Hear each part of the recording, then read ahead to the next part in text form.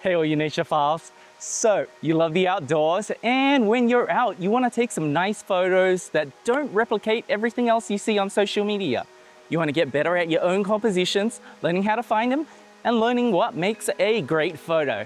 Come along with me and we'll see if we can help you improve on that. So let's go shoot some landscape photos and check it out.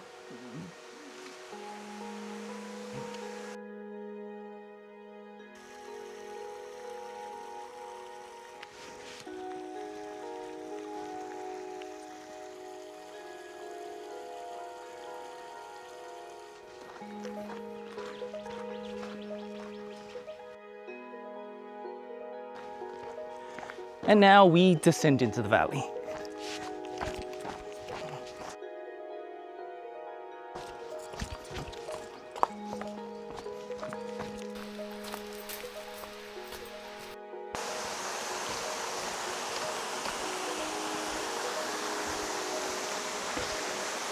So in my bag today, I have the Bronica 645,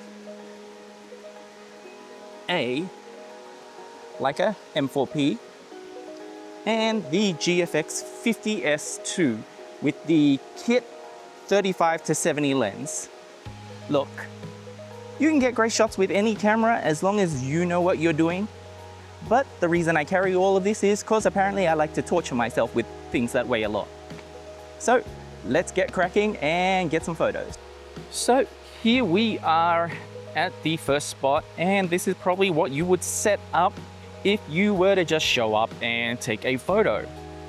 It's nothing overly special. You're kind of dead center with the main attraction of the waterfall, but does it stand out at all against a bunch of other waterfall shots? I would argue no. So what can we do to improve this shot right here? At the bottom here, I think there is a lot of foreground that doesn't really add much to it. So I personally would probably zoom in a tad and then come up a bit.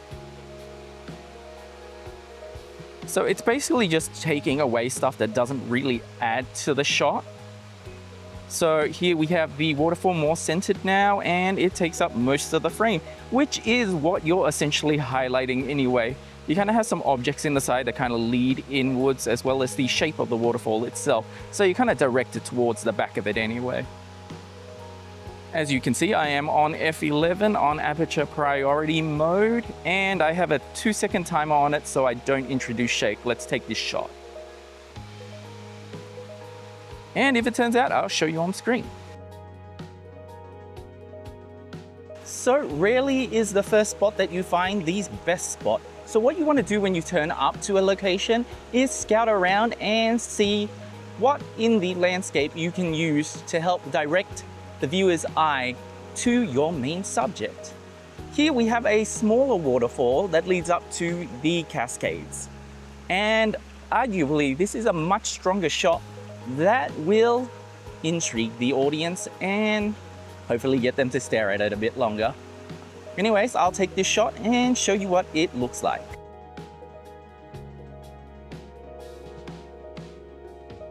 The thing with these gully tracks is the environment is always constantly changing, especially after heavy rain.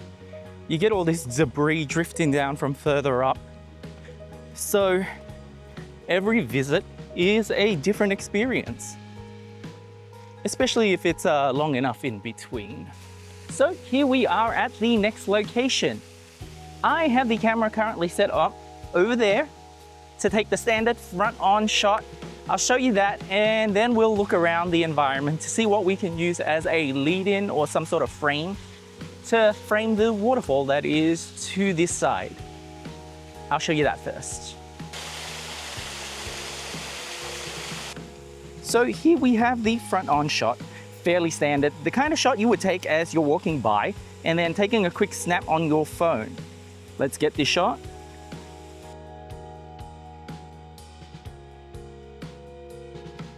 So as you can see, I've jammed myself into the crevice of the overhang, and I'm using the sweep of the overhang to create a lead-in line.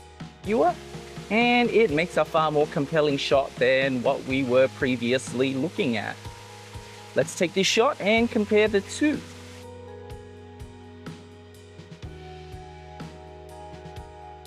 I hope you have found the video useful and that the tips provided help you get better shots in the future. So what are the 2 points we walk away with from this video? Never take a shot from the first place you plant your feet on a location. The second thing is to scout around and look for objects that can help lead the viewer's eye into the scene. With those 2 points alone, you'll find that you end up with far better photos that are more engaging to the viewer. Anyways, I'll see you on the next one, and take care of yourselves, beautiful people. Bye.